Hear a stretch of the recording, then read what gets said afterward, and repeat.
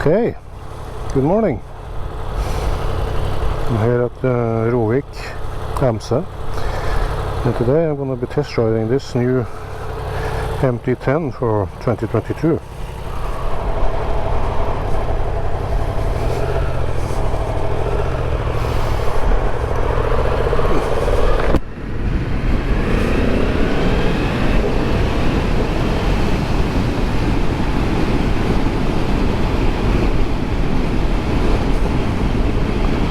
Certainly not lacking in speed.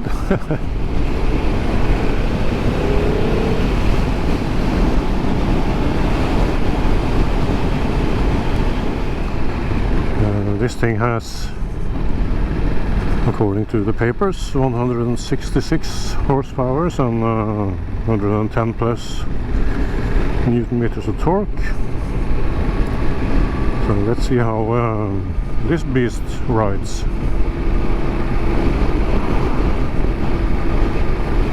It's a very different feeling than riding the GS. It feels quite small.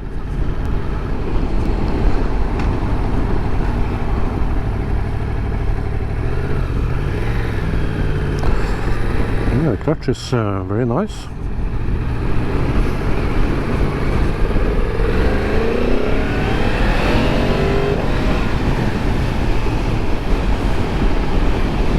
Yeah, it's a quick bike.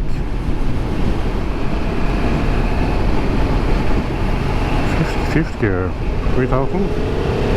Oh.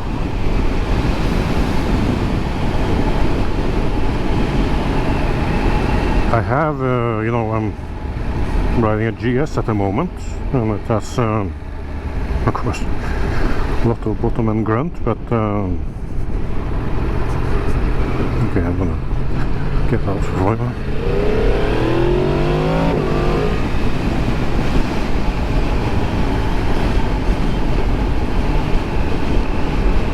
Yeah, maybe not that same instant punch as the 1250 at the very low, but as soon as you get a little bit,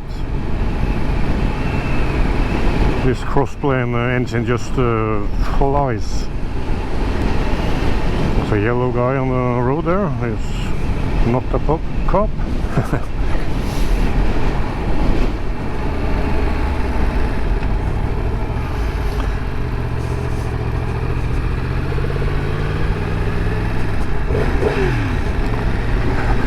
Jesus.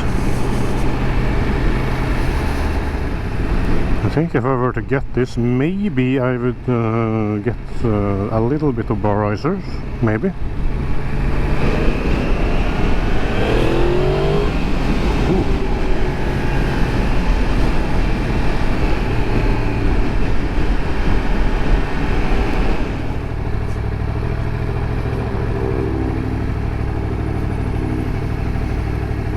To stop.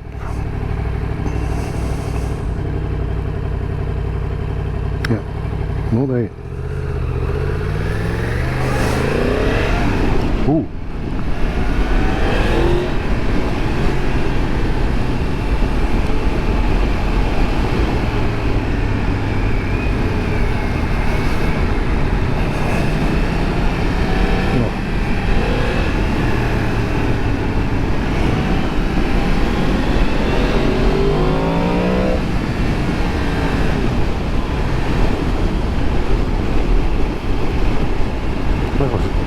Tiny little power wheelie,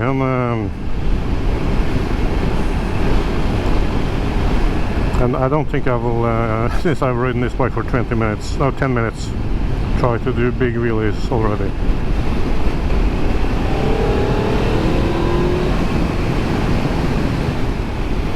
The screen is, I think it's the same as I had on my, a couple of years ago, the 900 GT, Tracer 900 GT. So it's, it's a perfectly okay screen.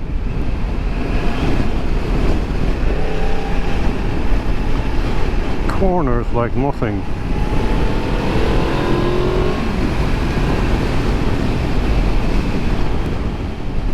When it comes to riding comfort, this is, yeah, very nice. I can completely see myself doing all-day rides on this one.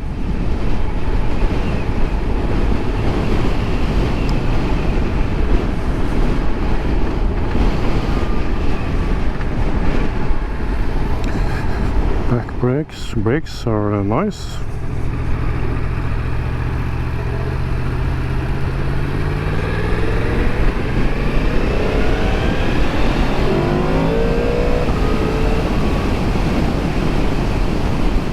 And that scream from that crossplane engine is just so satisfying. And the thing I said about bar risers, well, I think I can forget about it, because when you go at this speeds, this slight forward hunch is actually quite nice, because the wind pushes you slightly backward, and so there's almost no pressure in my arms. And my arms are relaxed, and I have a slight angle on them, so yeah, and you can move around a little bit.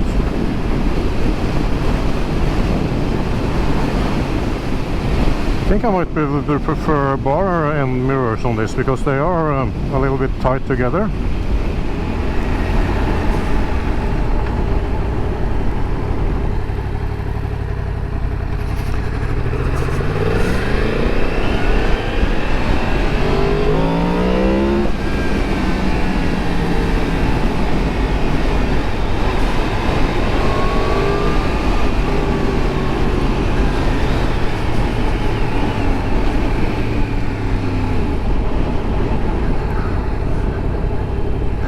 In neutral.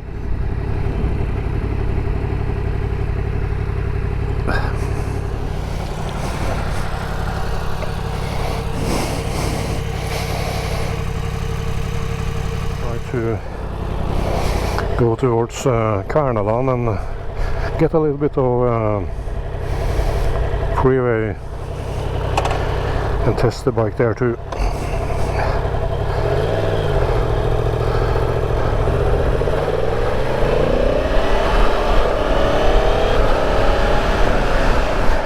Trick shift is fantastic, but the power on this is completely controllable.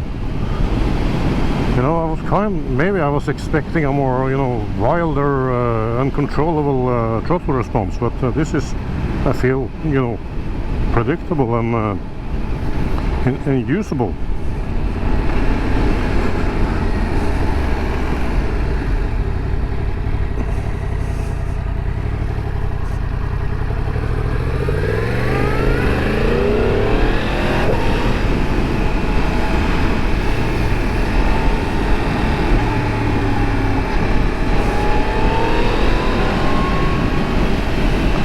Squeaking noise from the vents there, Jesus.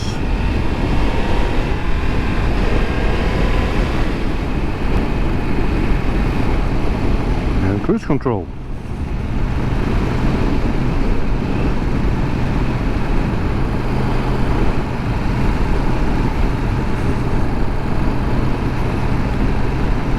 Dead steady.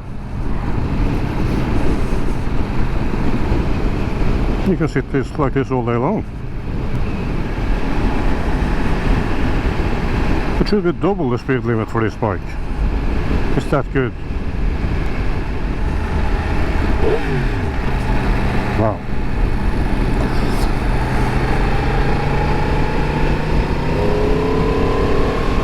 Jeez.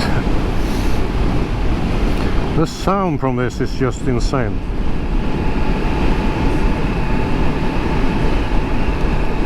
You know, the GS has this deep rumbling roar or bass, and I kind of like it for that, but it does not have this insane, this sound of excitement as this has.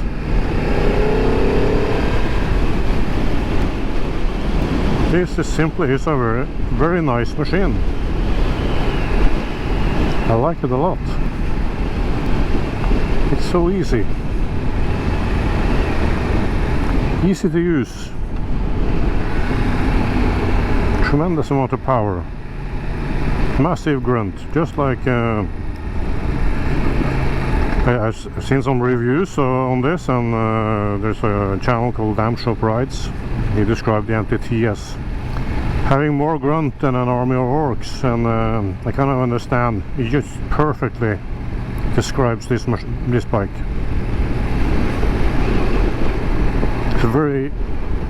It's an R1 engine that has been, you know, they've changed parts inside it, and from titanium, I think, to steel, and made some part of them heavier, which makes the engine make more torque, lower down. It doesn't have the same insane top end as the R1, but this is much more usable for the road.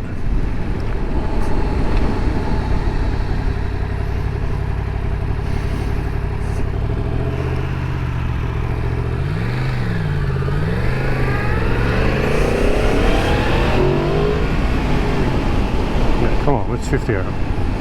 Come on. That might be the only problem with this bike. It's so fun to accelerate that you're going to be doing it all the time. You have to watch yourself in these slower areas.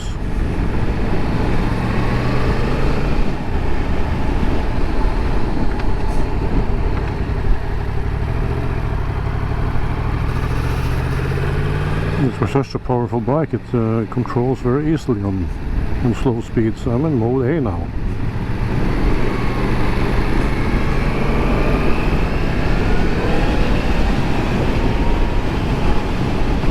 Instantly blast past the speed limit. Yeah, this is something completely different than your typical adventure bike. And I mean that in a good way, actually, because in many ways this is what motorcycling is all about. You're having the elements against your chest, just the open road in front of you, no screen or big fairings.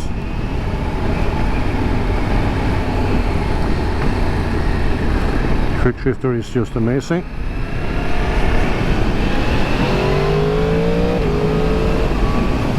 Jesus, just listen to that roar.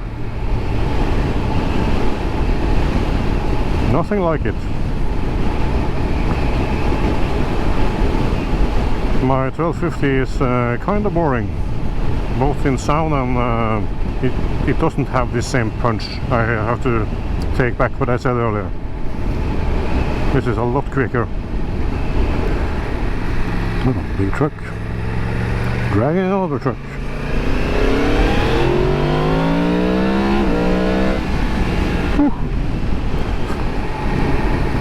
If I were to compare it to the S1000 XR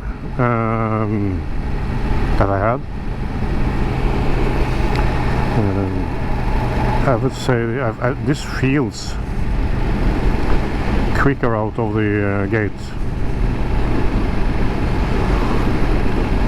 The XR is pretty good also, but it's something with the sound and how quickly this picks up. It's remarkable. Very nice for road use, because back there when I accelerated, I guess I was not even hitting, you know, maybe 8,000. So just getting into the power band, it already was just flying.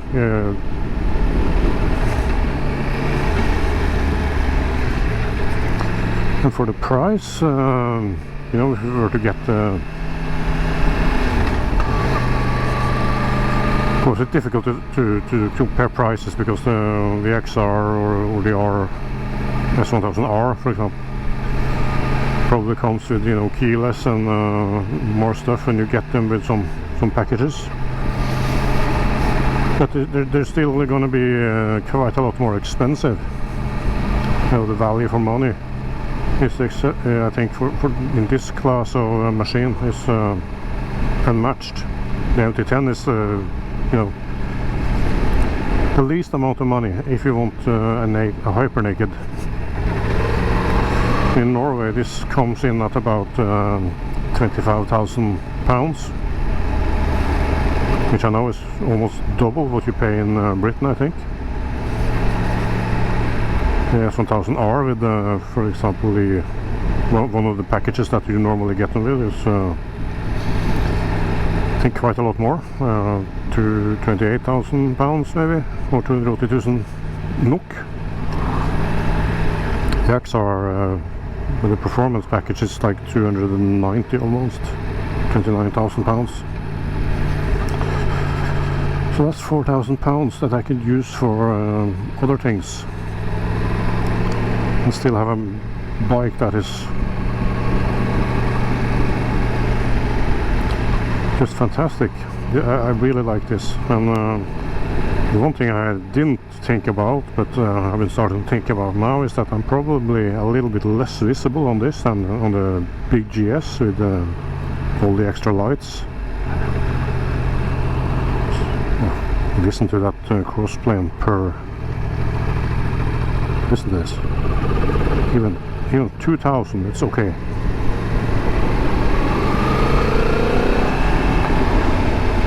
Not feeling any vibrations.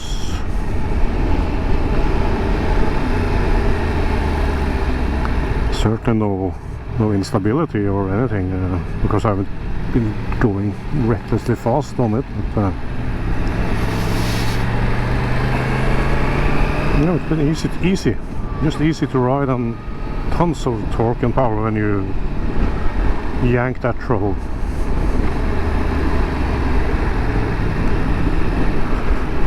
It gives the power on demand a new meaning, this bike.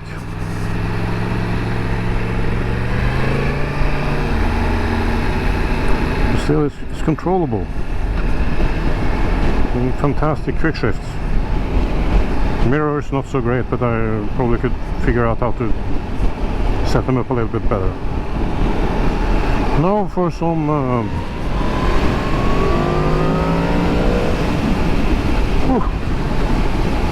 yeah, at 5,500 this really comes alive.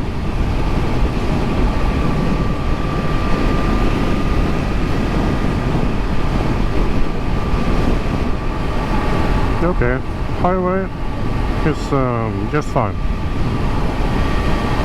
I could ride like this for a long time.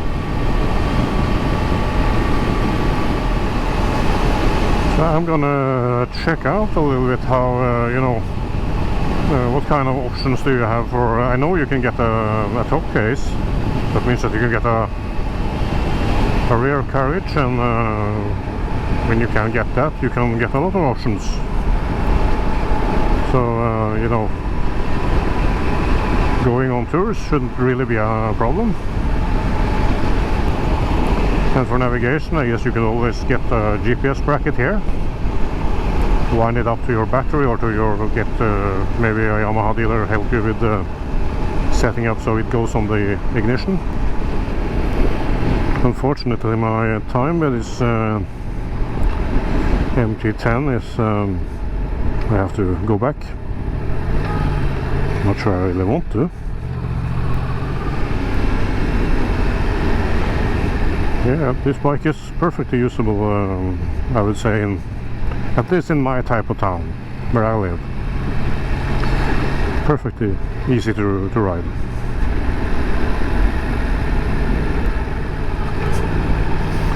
And my knees are, well, I guess they are slightly sporty, but not too bad. I still have to sometimes look down on the where the buttons are, because that's going to be